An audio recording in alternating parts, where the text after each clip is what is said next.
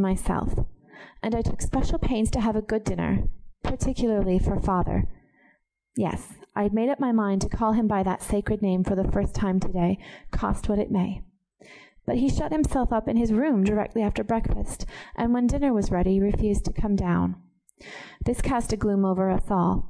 Then Martha was nearly distracted because a valuable dish had been broken in the kitchen, and could not recover her equanimity at all. Worst of all, Ernest, who is not in the least sentimental, never said a word about our wedding day, and didn't give me a thing. I have kept hoping all day that he would make me some little present, no matter how small, but now it is too late. He's gone out to be gone all night, probably, and thus ends the day, an utter failure. I feel a good deal disappointed. Besides, when I look back over this my first year of married life, I do not feel satisfied with myself at all. I can't help feeling that I have been selfish and unreasonable towards Ernest in a great many ways, and as contrary toward Martha as if I enjoyed a state of warfare between us. And I have felt a good deal of secret contempt for his father, with his moods and tenses, his pill-boxes and his plasters, his feastings and his fastings. I do not understand how a Christian can make such slow progress as I do, and how old faults can hang on so. If I had made any real progress, should I not be sensible of it? I have been reading over the early part of this journal, and when I came to the conversation I had with Mrs. Cabot, in which I made a list of my wants, I was astonished that I could ever have had such contemptible ones. Let me think what I really and truly most want now. First of all, then, if God should speak to me at this moment and offer to give me just one thing, and that alone, I should say without hesitation, love to thee, O my Master.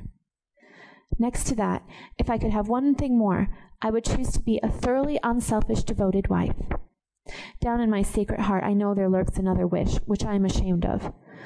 It is that in some way or another, some right way, I could be delivered from Martha and her father. I shall never be any better while they are here to tempt me. February 1st. Ernest spoke today of one of his patients, a Mrs. Campbell, who is a great sufferer, but whom he describes as the happiest, most cheerful person he's ever met. He rarely speaks of his patients. Indeed, he rarely speaks of anything.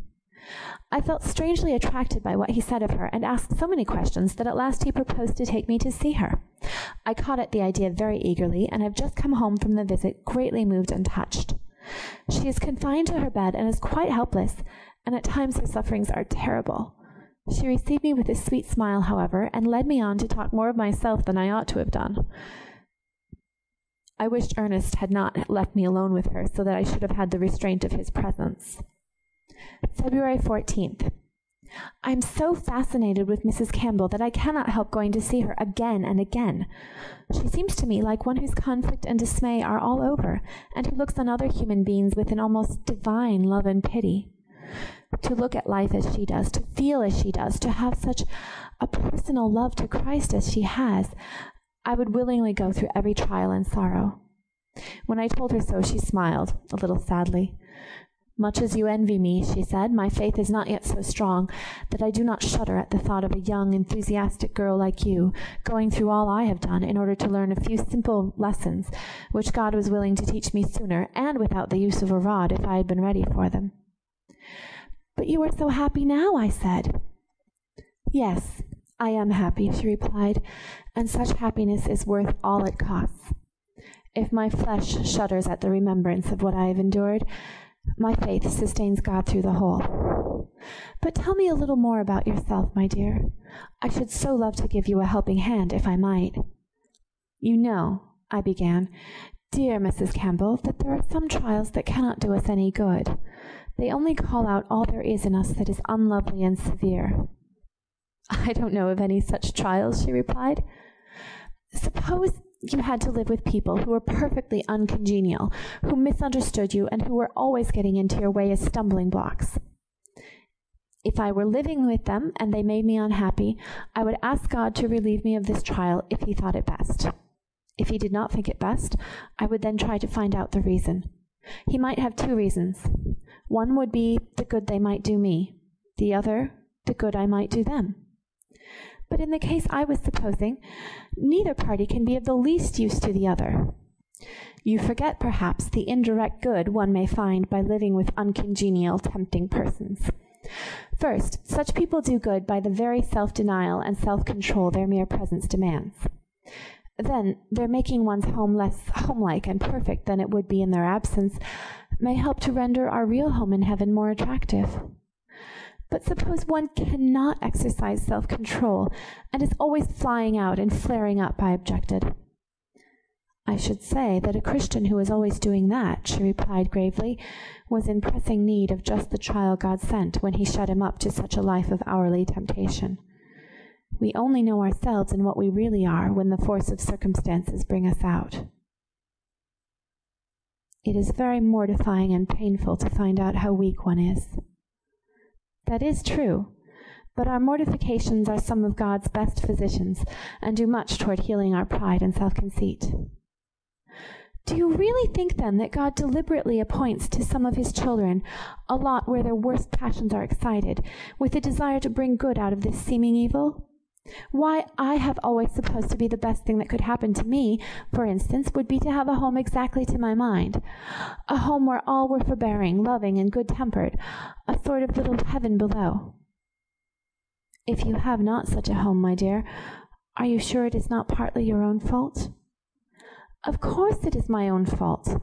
Because I am very quick-tempered, I want to live with good-tempered people. That is very benevolent in you, she said archly. I colored, but went on.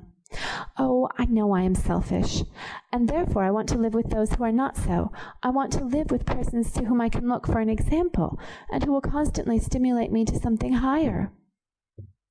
But if God chooses quite another lot for you, you may be sure that he sees that you need something totally different from what you want. You just now said that you would gladly go through any trial in order to attain a personal love to Christ that should become the ruling principle of your life. Now, as soon as God sees this desire in you, is he not kind, is he not wise in appointing such trials as he knows will lead to this end? I meditated long before I answered. Was God really asking me not merely to let Martha and her father live with me on sufferance, but to rejoice that he had seen fit to let them harass and embitter my domestic life? I thank you for the suggestion, I said at last. I want to say one thing more, Mrs. Campbell resumed, after another pause. We look at our fellow men too much from the standpoint of our own prejudices. They may be wrong, they may have their faults and foibles, they may call out all that is meanest and most hateful in us. But they are not all wrong. They have their virtues, and when they excite our bad passions by their own, they may be as ashamed and sorry as we are irritated.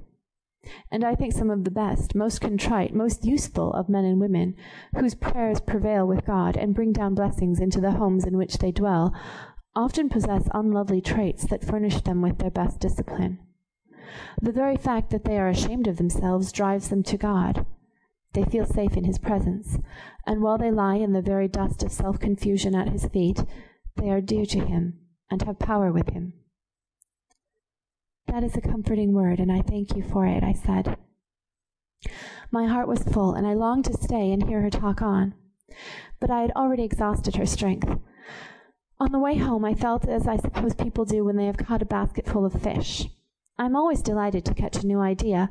I thought I would get all the benefit out of Martha and her father, and as I went down to tea after taking off my things, felt like a holy martyr who had as good as won a crown. I found, however, that the butter was horrible.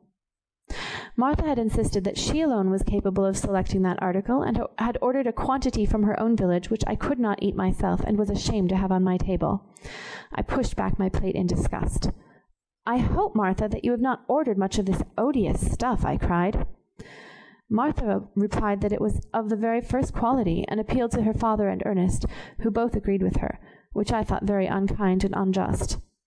I rushed into a hot debate on the subject, during which Ernest maintained that ominous silence that indicates his not being pleased, and it irritated and led me on.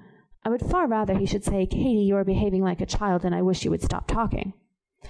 "Martha," I said, "you will persist that the butter is good because you ordered it. If you will only own that, I won't say another word." "I can't say it," she returned. "Mrs. Jones's butter is invariably good. I never heard it found fault with before. The trouble is, you are so hard to please." No, I am not. And you can't convince me that if the buttermilk is not perfectly worked out, the butter could be fit to eat." This speech I felt to be